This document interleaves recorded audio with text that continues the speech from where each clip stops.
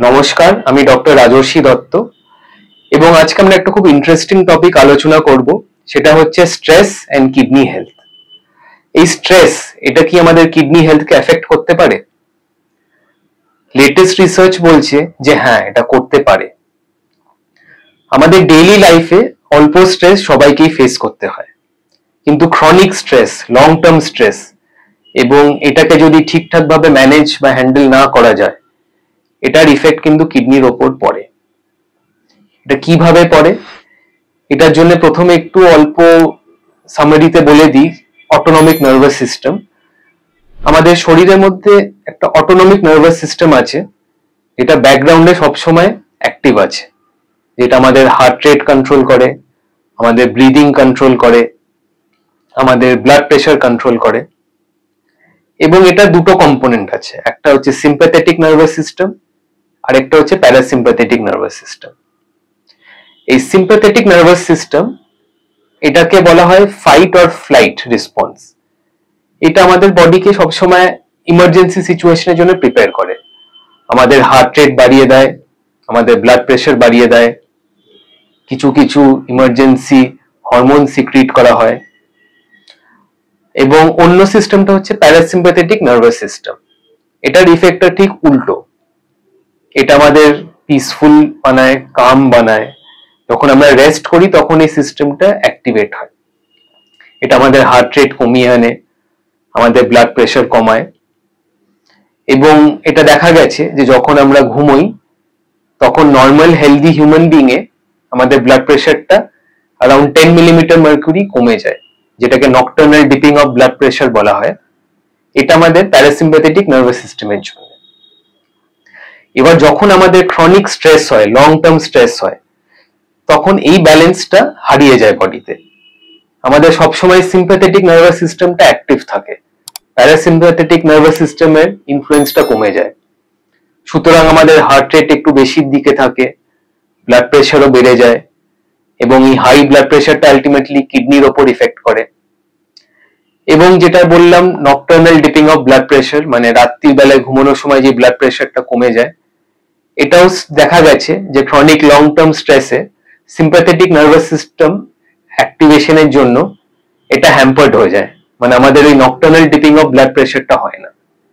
এবং এটা various scientific স্টাডিজে দেখা গেছে যে এই nocturnal dipping of blood pressure যাদের নেই, তাদের খুব অ্যাডভার্স হেলথ আউটকামস হয়। এটা কিডনিকে এফেক্ট করে, হার্টকে এফেক্ট করে এবং ব্রেনকেও এফেক্ট করে। আরেকটা মেকানিজম হচ্ছে কর্টিসল হরমোন, যেটাকে আমাদের স্ট্রেস হরমোন বলা হয়। এই কর্টিসল হরমোনের কাজ হচ্ছে কিছু কিছু অ্যাকশন করা, যেটা ইনসুলিনকে অপোজ করে। আমরা সবাই জানি ইনসুলিন আমাদের সুগার ম্যানেজমেন্টে হেল্প করে। তো এই কর্টিসল হরমোন যখন সবসময় সিক্রিট করা হয় বডিতে, এটা ইনসুলিনকে ওর কাজ করতে দেয় না। সুতরাং আমাদের ব্লাডে ব্লাড গ্লুকোজ বেড়ে যায়, সুগার কন্ট্রোল ভালো হয় না। এবং এটা যখন লং টার্ম চলতে থাকে তখন এটা কিডনি হেলথকে অ্যাডভার্সলি এফেক্ট করে। তৃতীয়ত হচ্ছে ইনফ্লামেশন। সারাক্ষণ স্ট্রেসে থাকলে বডির মধ্যে একটা ইনফ্লামেশন অ্যাক্টিভেটেড হয়ে যায় এবং এটার জন্য ভেরিয়াস কেমিক্যাল সিক্রিট হয় ব্লাডে, যেগুলো খালি কিডনিকে নয় বরং অন্য অর্গানগুলোকেও অ্যাডভার্সলি এফেক্ট করে। তাছাড়া অ্যাড্রেনালিন, যেটা আমরা আলোচনা করছিলাম সিম্প্যাথেটিক নার্ভাস সিস্টেম, সেটার জন্য অ্যাড্রেনালিন সিক্রিট হয়, যেটা কি করে, যেটা কিডনিতে ব্লাড ফ্লো একটু কমিয়ে দেয়। অ্যাড্রেনালিন ছাড়াও আরো কিছু কিছু হরমোন এবং নিউরোট্রান্সমিটার কেমিক্যাল সিক্রিট হয়, যেটা আমাদের কিডনিতে ব্লাড ফ্লো কমিয়ে দেয়। এবং এটা লং টার্ম কন্টিনিউ করলে এটা আমাদের কিডনিকে সাসেপ্টেবল করে দেয়, যে কোনো ইনসাল্ট হলে আমাদের কিডনি তাতে ইনজিওর্ড হয়ে যাবে। এটা আমাদের কিডনিকে অ্যাকিউট কিডনি ইনজুরিতে সাসেপ্টেবল করে এবং যাদের অলরেডি ক্রনিক কিডনি ডিজিজ আছে তাদের ক্রনিক কিডনি ডিজিজটা আরো প্রোগ্রেস করে যায়। তো কিভাবে আমরা এই স্ট্রেসটাকে ম্যানেজ করব? প্রথমে হচ্ছে আমাদের আইডেন্টিফাই করতে হবে যে কোন জিনিসটা আমাদের স্ট্রেস দিচ্ছে। সেকেন্ডলি আমাদের দেখতে হবে আমরা স্ট্রেসে কিভাবে ম্যানেজ করছি। অনেক সময় অনেকে স্ট্রেস ম্যানেজ করার জন্য কিছু আনহেলদি প্র্যাকটিসেস করে।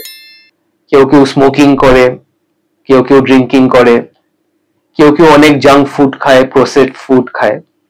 এগুলো সবই ডাইরেক্টলি এবং ইনডাইরেক্টলি কিডনি হেলথের জন্য খুব ক্ষতিকারক।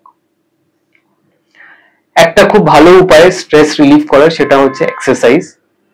এক্সারসাইজ মানে আমাদের যে হেভি ওয়েট লিফটিং করতে হবে সেটা নয়, জাস্ট সিম্পল ওয়াকিং। এটাই যদি রেগুলারলি করা যায়, এটাই দেখা গেছে খুব বেনিফিশিয়াল। এটা ব্লাড প্রেশার কমায়, আমাদের সুগার কন্ট্রোলে হেল্প করে এবং আমাদের সারা শরীরে ব্লাড ফ্লো বাড়িয়ে দেয়, যেটা আমাদের কিডনিকেও হেল্প করে। আরেকটা হচ্ছে ডিপ ব্রিদিং টেকনিক্স। যেরকম আমরা আলোচনা করছিলাম আমাদের অটোনমিক নার্ভাস সিস্টেম, দেখা গেছে কিছু কিছু ডিপ ব্রিদিং টেকনিক্স, সেগুলো করলেই অটোনমিক নার্ভাস সিস্টেমের ব্যালেন্সটাকে আবার ফেরত আনা যায়। ওই সিম্প্যাথেটিক এবং প্যারাসিম্প্যাথেটিক নার্ভাস সিস্টেমের যে ব্যালেন্সটা হ্যাম্পার্ড হয়ে যায়, ওটাকে কিছুটা হলেও কন্ট্রোল করা যায়। এগুলো শোনার জন্য থ্যাংক ইউ। এটাই আজকের জন্য।